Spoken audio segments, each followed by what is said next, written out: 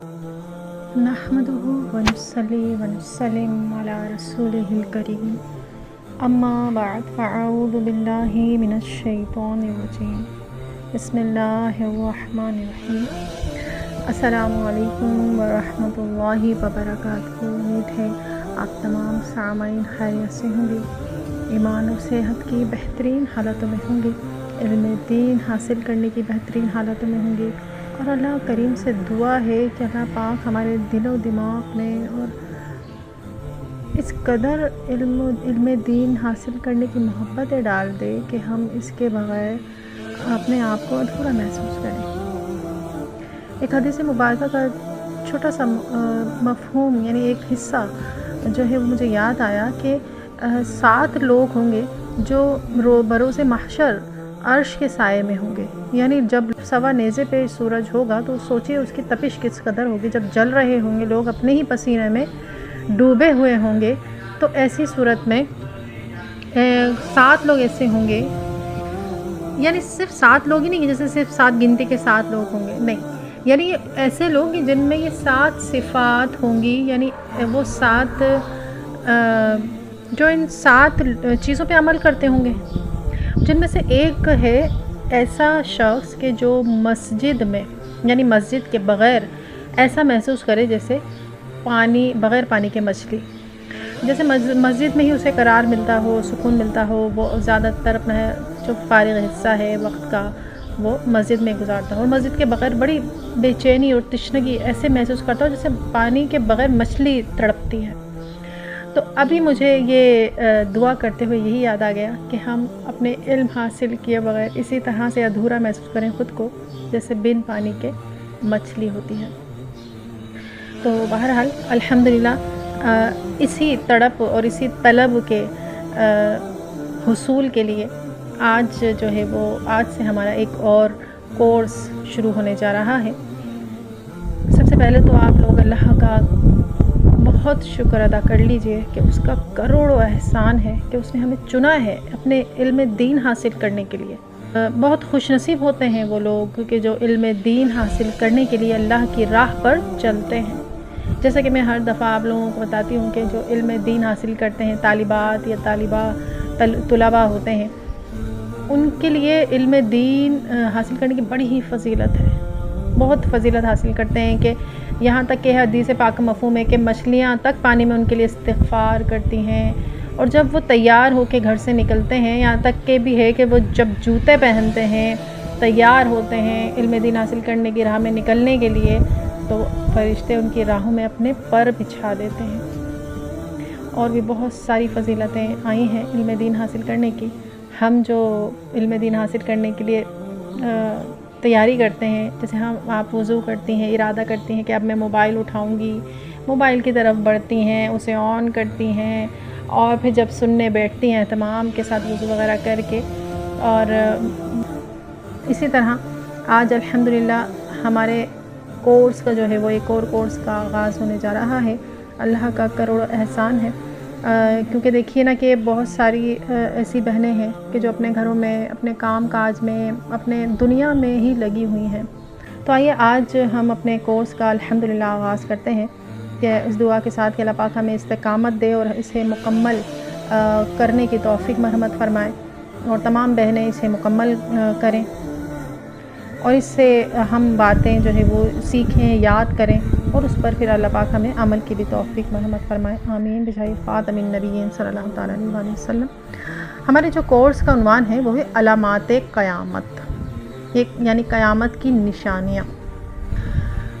जिस तरह दुनिया में हर पैदा होने वाली चीज़ की एक मियाद होती है ना, कि वो बस फ़ना हो जाएगी, एक उसकी मुद्दत है, इस मुद्दत तक वो बाकी रहेगी, उसके बाद फ़ना हो जाएगी और मिटती रहेगी। यानी जो भी दुनिया में है वो फ़ना भी होना है उसको, और मिटना भी है।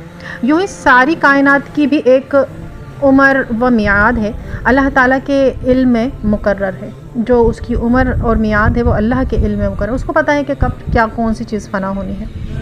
इसके पूरा होने के बाद एक दिन ऐसा आएगा कि सारी कायनात, ज़मीन व आसमान, दरिया, पहाड़, जमादात, नबादात, हैवानात, यानी कि हर चीज़ जो इस दुनिया में ज़मीन में मौजूद है सब फ़ना हो जाएंगे। اور اسی کا نام قیامت ہے۔ مگر جس طرح عموماً آدمی کے مرنے سے پہلے بیماری کی شدت یعنی اس کی جو موت کے سکرات، جاں کنی کے جو آثار ہوتے ہیں وہ نزع کی حالتیں ظاہر ہوتی ہیں۔ جب اس کے موت کا وقت قریب آتا ہے تو یہ ساری چیزیں ظاہر ہوتی ہیں نا، تو لگتا ہے کہ ہاں بھئی اب اس کا بچنا مشکل ہے، یا کچھ دن ہے یا کچھ ٹائم ہے۔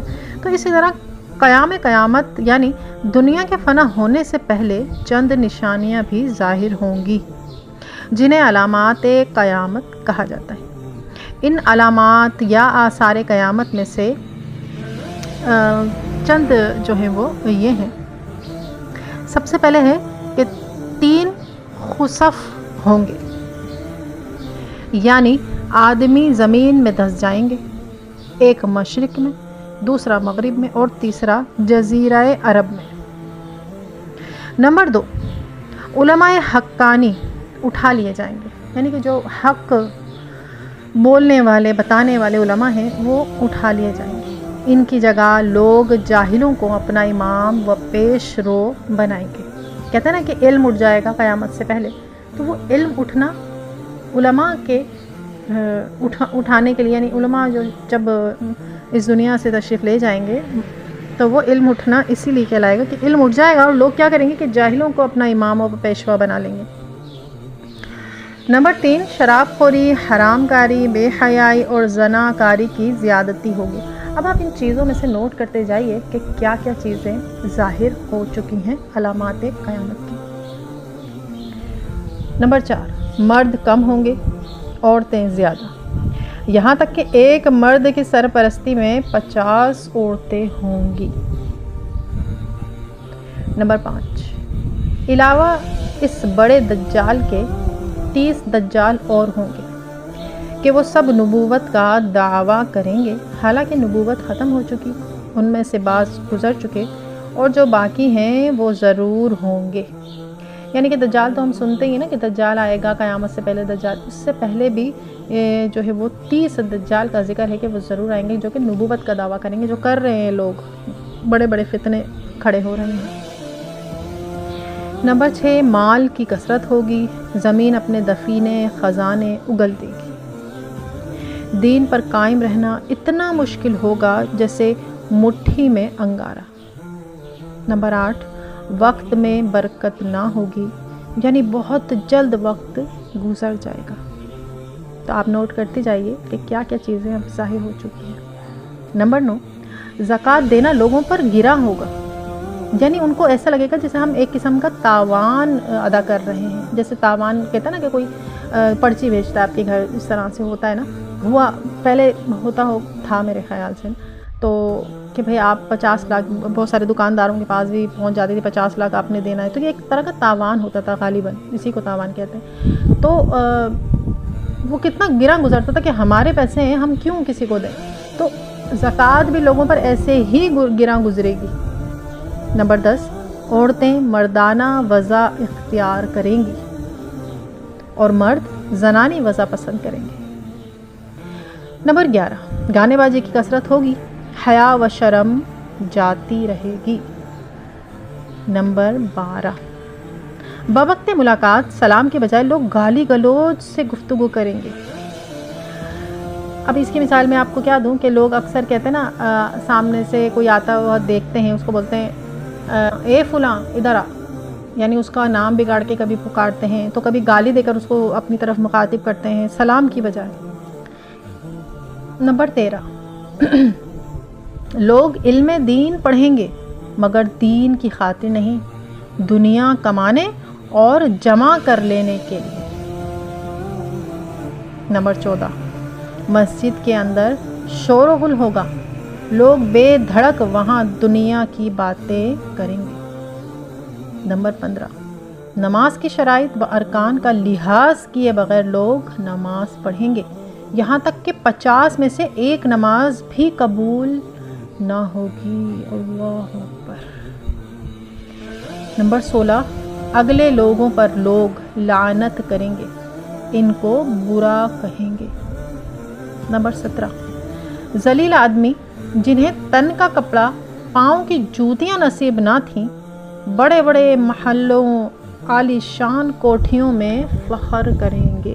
اگر اس کی مثال لی جائے تو آج کل کے فقراء ہیں، فقیر تو نہیں کہیں گے، بھکاری کہیں گے انہیں، کیونکہ فقیر اور فقراء جو ہے وہ ایک میرے خیال سے ایک معزز لفظ ہے، تو انہیں بھکاری کہا کریں، فقیر نہ کہا کریں۔ تو وہ کیا ہے کہ کیسے لوگ ہوتے جانا، ان کو پاس کپڑا نہ جوتیاں تک ان کو نصیب نہیں تھیں، لیکن وہ اپنی بھکاری بھیک مانگ مانگ کے وہ کہاں سے کہاں پہنچے ہیں، شاید آپ لوگوں کو اندازہ ہو۔ اب جو دیکھیں یہ وہ علامات ہیں جو کچھ وقوع میں آ چکی ہیں اور کچھ باقی بھی ہیں ان میں سے، اور کچھ جو ہے تقریباً میرے خیال سے تو واقع ہو چکی ہیں۔ بہت ساری اس میں علامتیں ہم ایسے دیکھتے ہیں کہ جو واقع ہو چکی ہیں، یا تو مجھے ایسا لگتا ہے کہ ساری ہی واقع ہو چکی ہیں، اور جو باقی ہیں وہ حضرت امام مہدی رضی اللہ تعالی عنہ کے ظہور تک وقوع میں آتی رہیں گی، یعنی کہ جب تک آپ امام مہدی کا رضی اللہ تعالی عنہ کا ظہور نہیں ہو جاتا اس وقت تک کچھ علامات قیامت جو ہیں وہ وقوع میں یعنی واقع ہوتی رہیں گی، اور انہیں علامات کو یہ جو چھوٹی چھوٹی علامات ظاہر ہوں گی یا ہو چکی ہیں، انہیں علامات صغریٰ کہا جاتا ہے، قیامت کی علامات صغریٰ۔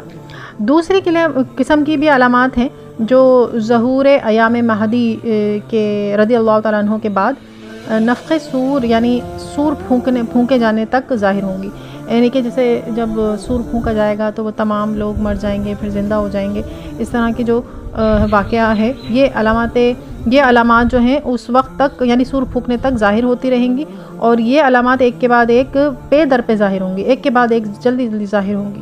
جیسے ہم کوئی اس کی مثال اس طرح سے لے لیجئے کہ اگر کوئی موتی کا ہار ٹوٹ جائے تو ایک کے بعد ایک جو وہ موتی تیزی سے گرتے چلے جاتے ہیں، تو اس طرح سے یہ علامات ظاہر ہوں گی، اور ان کے ختم ہوتے ہی قیامت برپا ہو جائے گی۔ اور وہ کون سی علامتیں؟ انہیں علامات کبریٰ کہتے ہیں۔ اب علامات صغریٰ کے بارے میں تو ہم جان چکے اور ہم نے سن لیا کہ یہ کون کون سی علامات ہیں اور ظاہر ہو چکی ہیں، نہیں ہوئی ہیں۔ اب انشاءاللہ اگلے لیکچر میں ہم علامات کبریٰ کے بارے میں ہم جانیں گے، تو دعا میں یاد رکھیے گا۔ السلام علیکم ورحمۃ اللہ وبرکاتہ۔